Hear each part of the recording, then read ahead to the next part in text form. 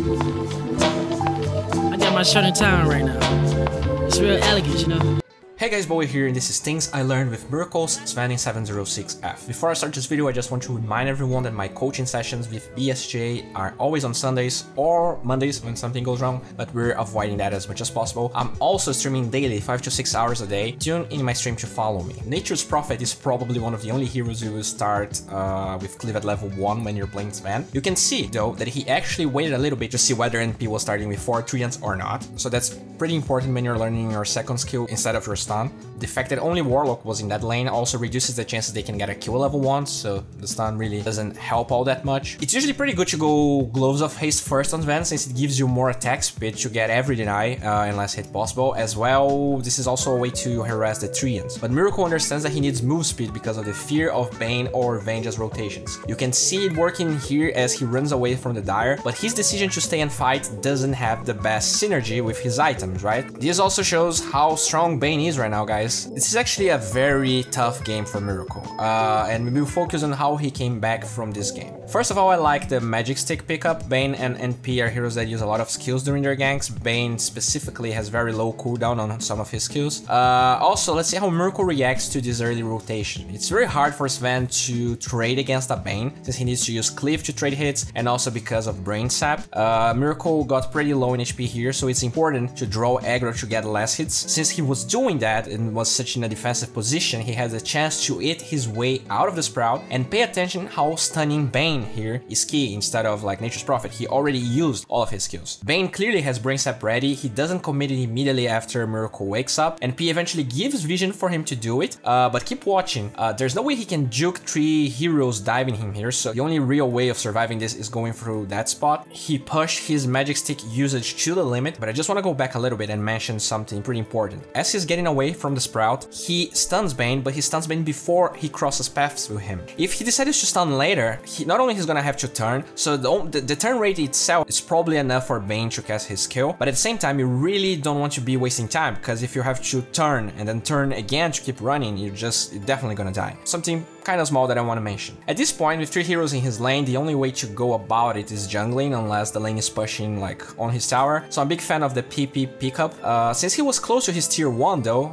it makes sense to just walk there and have the TP ready to either TP to an Ancient to stack it and farm it, or to just go to a completely different lane after the enemies rotate there. Usually, you see Svens that had terrible laning phases going straight madness to be able to farm the jungle with no downsides and always being like full HP. But since Miracle probably thought he was going to die during that gank, he bought the gloves, and now he just needs to finish strats. After all, you're spending 450 gold and getting 10 strats. This is a lot of gain, and like rushing your madness to finish strats later would be a mistake, definitely. He gets picked off here, and it's usually not a good idea to TP in a lane like this because the supports know exactly what to do. Thankfully though, his team is playing aggressive top, and everyone from Dire TP there. Also, it's 10 minutes into the game, which means he definitely needs to go bottom. He can even go ulted like this to stop NP from taking this tower. I'm mentioning 10 minutes because this is the Cardi time, the siege creep time, so Nature's Prophet will definitely got the tower, and this is more important than any stack of Ancients, especially since he's so underfarmed and really doesn't want to join a team fight right now. He farms his way towards that Ancient to stack it, but as you can see, NP attempts a TP there, which already signals that maybe there's a ward there. He was also picked off in that area a few minutes before, which increases the chances of a ward being there, and he dies again. He finally confirms that there's definitely a ward there. He signals it to his team, but I'm a big fan of Miracle's movements after he responds. So as you can see, there was vision there. He will probably not be able to farm there, but he sees a lot of chaos in multiple lanes, and that gives him the chance to clear that stack, even though he has no madness yet, and even though this is like off the limits for his team. The only reason he can do that is because he's paying attention to the minimap. This is definitely the definition of good farm, which is like farming areas where your team just can't farm or where you're just not allowed. And this is a great way of dealing with wards and dealing with places you know that are dangerous. Anyways, he's able to clear it even without madness, and right after that, as he moved to the other Ancient that Warlock was attacking, he sees the opportunity to help his team. At this stage, I can see a lot of people going for the Ancient to farm it, since God's Strength is almost back up. But you need to remember that Sven is actually a decent pusher. Warcry definitely helps this push, and his presence also contributes to Morphlin's death. By the way, great use of the fog coming from Dune. If he just shows himself, the kill was 10 times harder. After the tier 1 falls, there's a lot of decisions that could be made. TP in the bottom shrine to get another Ancient stack, walk into the other Ancient stack, but Miracle TPs to the top lane. As I said,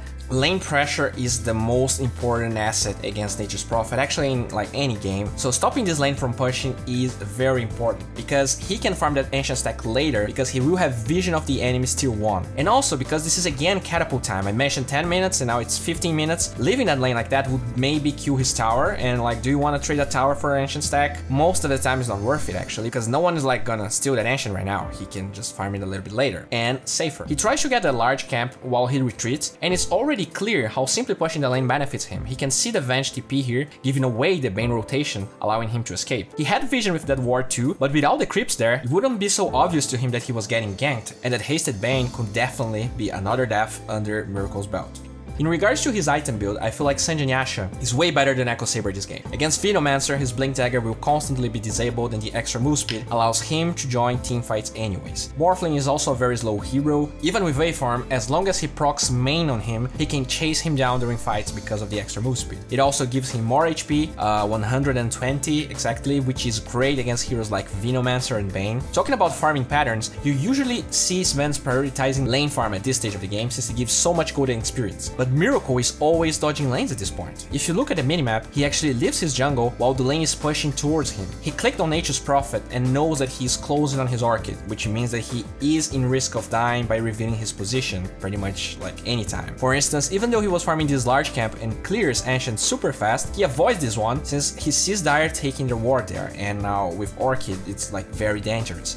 He even gives up on the other medium camp since it's clear how much safer their top area is compared to bottom. When he sees Bane approaching, look how much time he's willing to lose to get safe to the bottom lane.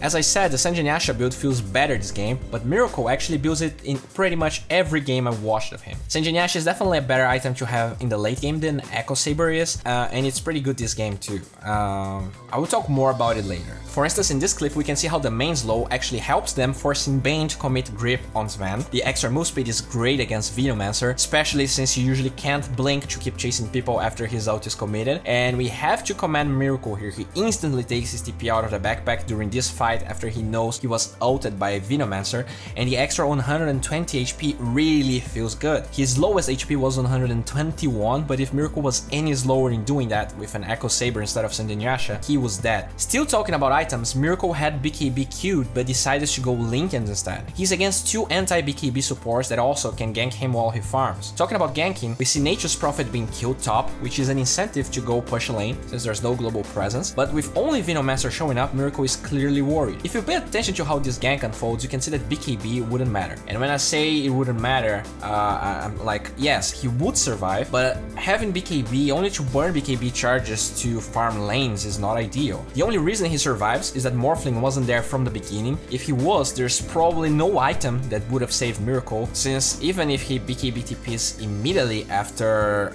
Bane's ult, there would be a lot of right clicks coming from that farmed Morphling as well as swap. Usually, Sven's a hero that is great at split pushing and fighting, but in this game, Miracle was constantly having to pay attention to his side lanes while his team fought. In this clip, while his entire team is going crazy mid, Miracle is actually farming an Ancient and rushes bottom to defend. Going to that fight without TP was definitely risky considering the situation of their side lanes. Even though he was pretty fast in reacting, the tier 3 ends up falling and forcing Miracle to again deviate from BKB. I 100% agree with Travels this game. Not only he has to deal with split push and the small cooldown is great, this also means he doesn't need to be backpacking TPs in the late game and waiting 6 seconds to TP while Nature's Prophet already took their barracks. Not only that, as Sven gets a cheeky kill on Vengeful Spirit as she defended her tower, the combined move speed of Travels and Madness is actually insane. NP is not able to catch him with Sprout, and if he did, he was probably dead since he didn't have a cooldown for Blink. He eventually TP stopped to pressure the lane a little bit, but pay attention how he immediately heads bot with Morphling showing up there. At this stage, being able to defend bottom and then TP to another lane to assist his team is essential, and Miracle is the only hero that can do that reliably, with the exception of maybe Necro. He makes sure to shove bottom hard until addressing the mid lane, and at this point, Miracle decided to go Bloodthorn instead of BKB. Well, Sven is definitely strong at this point, but for him, it's very hard to kill Morphling because of Linken's. In a game that revolves so much around split pushing, he definitely has a chance to find Morphling alone, going for barracks or just farming the lane,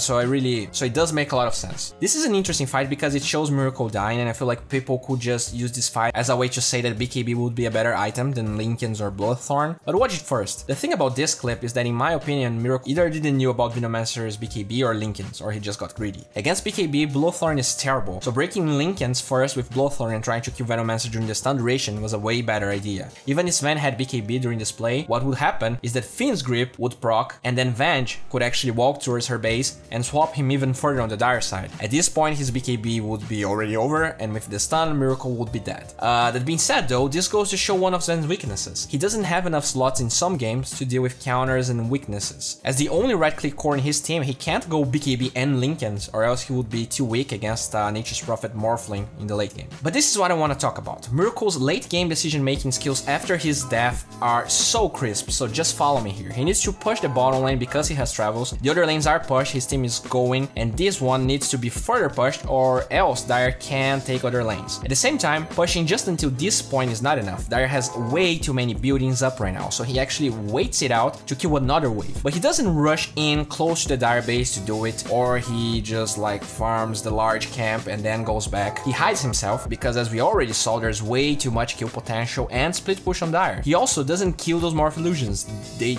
Those Morph Illusions means that Morphling is close, and the last thing he wants is having his TP cancelled, or even worse, dying. He has no buyback at this point. He actually knows the creep wave location working perfectly too, so this is something you really need to train yourself to learn, which means he waits 0 seconds doing this play, allowing him to just barely be able to blink away, TP on Warlock, and things get very crazy. Pay attention because every single detail here is important. You're engaging here. Would you ult in this situation? I feel like a lot of people would, or if they didn't go Bloodthorn, they would probably feel like they need to ult to actually get the kill. But with this build, Miracle knows he can easily get solo kills on support without resorting to the ult. So during all this time, he's holding on it. What this allows him to do is have leverage to bring NP and Morphling back, especially because he pushed that bottom lane so hard. He also goes for the freaking tier 4s now, and Morphling is going back because, I mean, he saved his ult, so he's gonna win the game by himself. Since he went for the stun talent, he's able to constantly pop Linken's and disable heroes, and they eventually win a game that felt very Dire favor. Just a great game overall. As of always, Pugna is a platform that has been helping this channel ever since its beginning. Those guys are great. They just launched Oracle, which is a platform. It's a tool that is free, by the way, and it analyzes all your games, and he's gonna say, well, you're doing pretty well for 3K, you get way more kills than 3K players, but you know, those 4K players, they're getting more ancients than you are. They are dying less too. They're doing more building damage, and they are taking less damage.